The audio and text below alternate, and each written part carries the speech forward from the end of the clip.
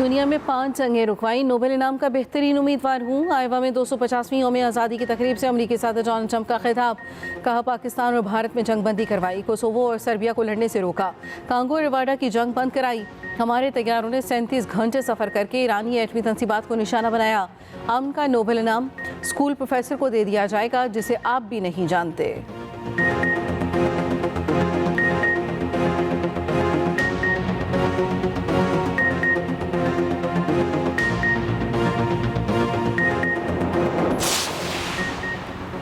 रूस और अफगानिस्तान के ताल्लुकात में बड़ी पेशरफ्त, रूस ने अफगान तालिबान की हुकूमत को तस्लीम कर लिया। खबर एजेंसी के मुताबिक रूस ने अफगानिस्तान के नए सफ़ीर की इस्तात कबूल कर ली। रूस तालिबान हुकूमत को तस्लीम करने वाला पहला मुल्क बन गया।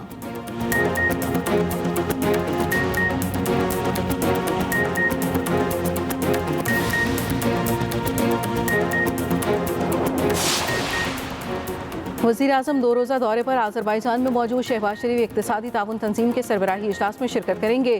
कॉन्फ्रेंस में शरीक आलमी रहनुमाओं से अहम मुलाकातें भी होंगी।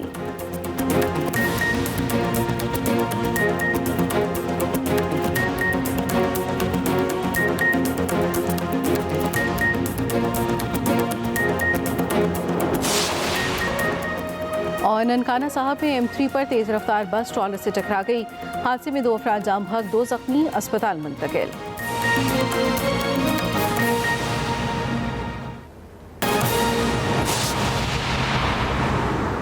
अमरीकी सदर डोनाल्ड ट्रंप ने खुद को अमन के नोबेल इनाम के लिए बेहतरीन उम्मीदवार करार दे दिया। आयोवा में 250वीं यौम आज़ादी की तकरीब से खिताब करते हुए कहा, अमन का नोबेल इनाम स्कूल प्रोफेसर को दे दिया जाएगा जिसे आप भी नहीं जानते। हमने 5 ममालिक को जंग में जाने से रोका, एटमी जंग होने से पहले पाकिस्तान और भारत में जंगबंदी कराई, कोसोवो और सर्बिया को लड़ने से रोका, कांगो और रवांडा की जंग बंद कराई। ट्रंप ने मजीद कहा, अमरीकी फौज दुनिया की मजबूत तरीन फौज है। अमरीका के पास बेहतरीन आलात और असलहा है। हमारे तैयारों ने 37 घंटे बगैर रुके सफर करके ईरानी एटमी तंसीबात को निशाना बनाया। बाइडन दौर में लाखों जराइम पेशा अफराद गैर कानूनी तौर पर अमरीका में दाखिल हुए। हमने अमरीका की तारीख में सबसे ज्यादा नौकरियां पैदा की। हम अमरीका को दोबारा मजबूत, महफूज और अजीम तरीन बनाएंगे। दूसरी जानिब अमरीकी ईवान नुमाइंदगान ने सदर ट्रंप का टैक्स और अखराजात का बिग ब्यूटीफुल बिल मंजूर कर लिया। व्हाइट हाउस के मुताबिक अब ये बिल दस्तखत के लिए आज शाम सदर ट्रंप को भेजा जाएगा।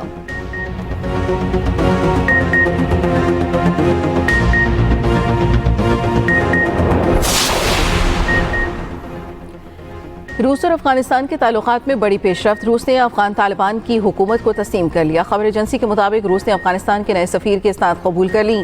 रूस मौजूदा अफगान तालिबान हुकूमत को तस्लीम करने वाला पहला मुल्क बन गया। रूसी वज़ारत ख़ारिजा का कहना है, तालिबान हुकूमत को बाज़ाब्ता तस्लीम करने का अमल मुख्तलिफ शोबों में 2 तरफ़ा ताउन को फ़रोग़ देगा। अफगानिस्तान के साथ सिक्योरिटी, इंसदाद, दहशतगर्दी, मंशियात के खिलाफ जंग में ताउन जारी रखेंगे। अफगान वज़ारत ख़ारिजा की भी 2 तरफ़ा ताल्लुकात में पेशरफ्त की तस्दीक। अफगानिस्तान में तालिबान हुकूमत अगस्त 2021 में कायम हुई थी।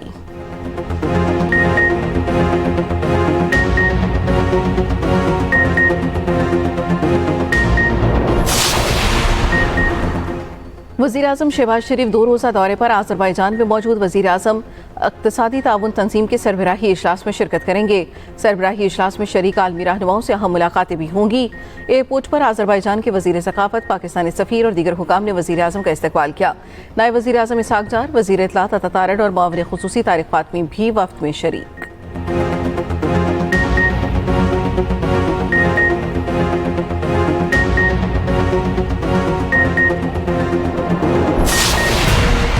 वो रियासत जिसको मैं चैलेंज कभी भी ना करूं, क्योंकि रियासत माँ होती है, लेकिन वो रियासत जो माँ के बजाय अब फिरौनियत पे उतरी हुई है, मैं उस रियासत को पूरी को चैलेंज करता हूं कि अगर तुम लोगों ने सियासी तौर पर इमरान खान की अमानत मुझसे गिरवा ली या आपने इस हुकूमत को टबल करके दिखा दिया तो मैं सियासत छोड़ दूंगा। सीएम रात को ख्वाब देखता है और फिर से उठ जाता है कि जी मेरे खिलाफ साजिश हो रही है और गवर्नर राज लग रहा है। उनके दिमाग पे गवर्नर हाउस सवार है। अब मैं सिर्फ आपसे सवाल करता हूँ, उन्होंने कहा कि जब तक मैं शिकायत नंबर 420 से नहीं मिलूंगा मैं बजट पास नहीं कराऊंगा। मैंने उसको कहा था, फिर उसने कहा कि मेरे खिलाफ साजिश हो रही थी कि मैं बजट पास नहीं करा रहा था, तो गवर्नर राज लग जाता। अगर आप 30 जून तक बजट पास कोई हुकूमत नहीं करती, चाहे वो मरकजी और सूबे की हो, तो उसके बाद क्या हाल होता है? तो इसने खुद कहा था कि मैं नहीं करूंगा, हमने तो नहीं कहा था। लिहाजा उनके लिए कोई साजिश करने की जरूरत नहीं है, उनका कोई सियासी मुखालिफ नहीं है, वो खुद ही अपने लिए काफ़ी हैं। घोसला के इलेक्शन तो जीत नहीं सकता, तो हुकूमत गिराएगा। उसका मैंने नया नाम रखा है चबाता। पहले उसका नाम था वेला मुंडा, आगे बन गया चबाता।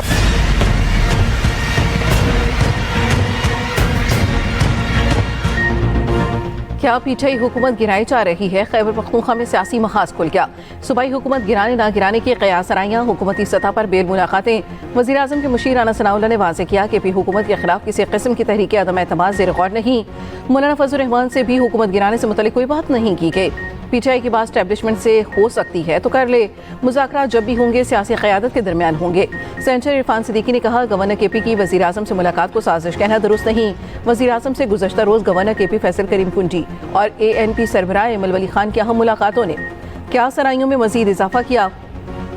गवर्नर फैसल करीम कुंजी ने वज़ीर आज़म से मुलाकात के बाद कहा था, अगर अपोजिशन के पास अक्सरियत हो तो हुकूमत तब्दीली आईनी हक है। अली गंडापुर भी हुकूमत गिराने से मुतल्लिक खुला चैलेंज दे चुके। कहा, गवर्नर खैबर पख्तूनख्वा की मेरी हुकूमत गिराने की हैसियत नहीं।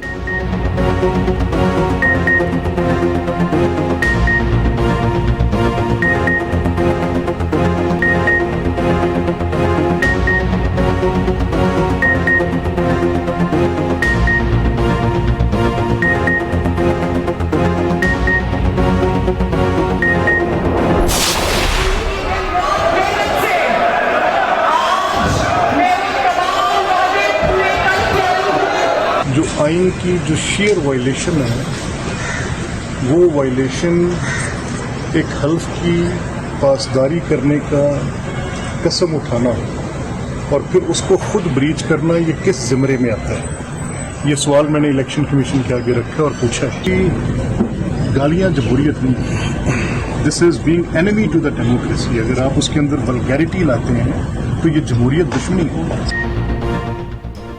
वज़ीर पंजाब की तकरीर के दौरान हंगामा आराई करने वाले अपोजिशन अरकान मुश्किल में। स्पीकर पंजाब असम्बली ने अपोजिशन के 26 अरकान के खिलाफ इलेक्शन कमीशन में नाअहली रेफरेंस दायर कर दिया। स्पीकर मलिक अहमद खान की चीफ इलेक्शन कमिश्नर से मुलाकात, मीडिया से गुफ्तगू में रेफरेंस दायर करने की तस्दीक, आइन के लिए मुकदमा लड़ने का ऐलान। कहा, हल्फ की पासदारी की खिलाफ वर्जी किस जुमरे में आती है? ये सवाल इलेक्शन कमीशन के सामने रखा है। 1.5 साल तक तहम्मुल का मुजाहरा किया। गालियां जमहूरियत नहीं दुश्मनी है। हुल्लड़बाजी, गालियां, मार धाड़ और गिरेबान पकड़ने की इजाजत किस दे दी? हाउस में इस मिसकंडक्ट को जुर्म समझता हूं। अपने मनसब का हक अदा करना है।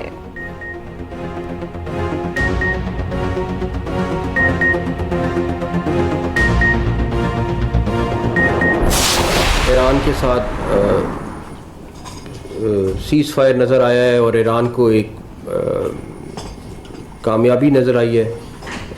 मैं आपको सिर्फ ये ज़रूर बताऊंगा कि इसमें प्राइम मिनिस्टर साहब का बड़ा रोल है और इसके पीछे भी वर्दी है KPK में। इस टाइम आपको पता है कि दहशतगर्दी बिल्कुल अरूज पे है। मेरी उस पर आपसे दरख्वास्त ये है कि हम सब KPK में जाके वहाँ के उलमा कराम को इंगेज करें। अगर वहाँ के मुकामी लोग उनकी मदद ना करें, जिस दिन वो मदद ख़त्म हो गई उस दिन के बाद दहशतगर्द उस गांव और उस मोहल्ले और उस इलाके में नहीं रह सकते। ईरान इसराइल सीज़ फायर में वज़ीर आज़म का बड़ा किरदार है। सीज़ फायर के पीछे भी वर्दी है। भारत ने हमला किया तो आर्मी चीफ डट कर खड़े थे, उनका जहन क्लियर था। भारत ने हमला किया तो 4 गुना ज्यादा भुगतेगा और भारत ने भुगता। भारत के हमलों के दौरान पाकिस्तान को गैबी मदद भी मिली। वज़ीर दाखिला मोहसिन नकवी की उलमा कराम के साथ मुलाकात के बाद न्यूज़ कॉन्फ्रेंस। उलमा कराम से मुहर्रमुल हराम के दौरान अमन अमान बरकरार रखने के लिए किरदार अदा करने की अपील। 14 अगस्त को तमाम मकातब फ़िक्र के उलमा कराम को फैसल मस्जिद में इकट्ठे नमाज अदा करने की दावत। वज़ीर मुमलिकत दाखिला तलाल चौधरी बोले, दहशतगर्दी के खिलाफ जंग में हम सबको मुत्तहिद होना होगा।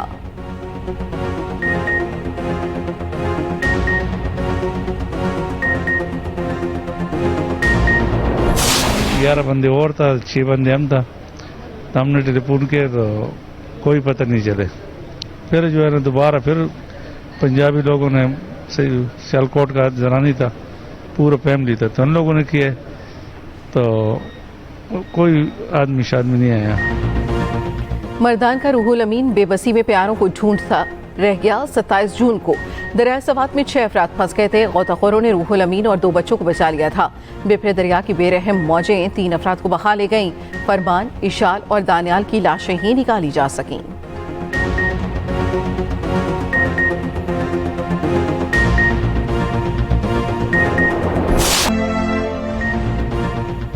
दरिया सवात में तामीराती काम की वजह से पानी का रुख मोड़ा गया। पानी का रुख बदलने से जाए हादसा पर सतह कम थी, सयाह वहां पहुंच गए। कमिश्नर बालाकंद ने रिपोर्ट प्रोविंशियल इंस्पेक्शन टीम को जमा करा दी। रिपोर्ट के मुताबिक मामूल से ज्यादा बारिश होने से पानी की सतह अचानक बुलंद हुई। 17 सयाह फंसे, 10 का ताल्लुक सियालकोट, 6 का मर्दान और 1 मुकामी शख्स था। 30 मिनट पर दरिया में गए। होटल के सिक्योरिटी गार्ड ने सयाहों को जाने से रोका। 14 मिनट बाद पानी की सतह बढ़ी तो रेस्क्यू टीमों को कॉल की गई। मुतल्लिका हुकाम 20 मिनट बाद पहुंचे। 17 में से 4 अफराद को फौरी रेस्क्यू किया गया। सैलाब के पेश नजर तमाम इदारों को अलर्ट किया गया था। दरिया किनारे कायम तजावुजात के खिलाफ ऑपरेशन का फैसला सैलाब से पहले ही हुआ था। 2 जून से 1 माह के लिए माला कंजवियन में दफा 144 नाफिज थी। दरिया सवात में नहाने, कश्ती राने पर पाबंदी आयद की गई थी। सवात के मुख्तलिफ इलाकों में कुल 75 अफराद फंस गए थे। हादसे के बाद हुकूमत ने कई अफसरों को मुअत्तल किया। चीफ सेक्रेटरी ने हर किस्म की माइनिंग पर पाबंदी आयद कर दी। साने में लापता 1 सयाह की लाश ताहाल न मिल सकी। 7वें रोज भी ऑपरेशन। दरिया सवात के इतराफ तजावुजात के खिलाफ ऑपरेशन फिर मुलतवी। साने सवात में गफलत बरतने वालों के जल्द तयन का हुक्म। पेशावर हाईकोर्ट की सयाहों को महफूज माहौल और सिक्योरिटी फराहम करने की हिदायत। साने सवात से मुतल्लिक दरखास्तों पर समाअत के दौरान चीफ जस्टिस ने पूछा, क्या साने सवात की तहकीकात मुकम्मल हो चुकी? सवात वाक़े के बाद इमरजेंसी रिस्पॉन्स के क्या इकदाम हैं? खुदा न खास्ता कुछ हो जाए तो क्या ड्रोन से फौरी रिस्पॉन्स मुमकिन है? चेयरमैन इंक्वायरी कमेटी ने अदालत को बताया, मुख्तलिफ महकमों की जानिब से कई कोताहियां सामने आई हैं। रिपोर्ट में तमाम चीजें सामने लाएंगे। अदालत की साने सवात की तहकीकाती रिपोर्ट पेश करने की हिदायत। समाअत मुलतवी।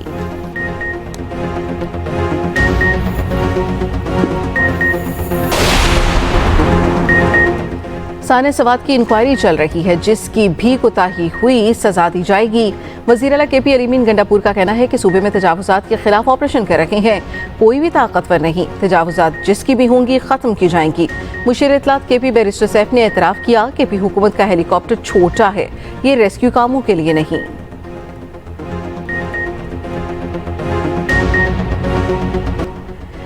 अलीमा खान का कहना है बानी पिचाई को तन्हाई में डालकर माइनस करने की कोशिश की जा रही है। बातचीत से मुतालिक बानी का पैगाम क़यादत तक पहुंच गया होगा। बानी पिचाई ने कहा, इस हुकूमत को कबूल नहीं करना चाहिए, चाहे वो सारी जिंदगी जेल में रहें। बानी पिचाई से मुलाकात का दिन किसी भी सियासी रहनुमा को मिलने की इजाज़त न मिली।